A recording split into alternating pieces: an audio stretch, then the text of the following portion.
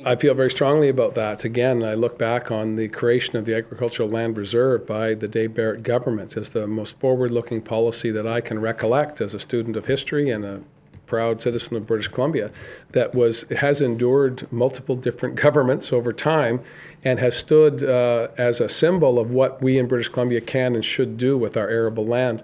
I look at the First Nation in my community, the Sauk Nation, innovators in so many ways. They've opened my eyes to the prospect of alternative energy by putting photovoltaic solar panels on all of their common buildings.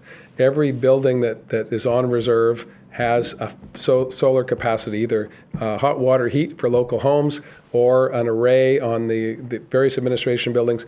They're now meeting their needs and selling back to BC Hydro. They're also powering their greenhouses, and they're also doing shellfish aquaculture in the Sauk Basin by having oysters on top of scallops on top of sea cucumbers. So there's a modest footprint, and everything that the oysters don't eat, the scallops will eat. And if the scallops don't eat it, the sea cucumbers will. So the footprint in the basin is minimal, but the food production is through the roof. So protein being created by the First Nations based on the energy that they're producing from the sun. It's a great story in the middle of a rainforest. So imagine what we could do in Osoyoos or Penticton or Kamloops, where we have arable land, we have abundant sun.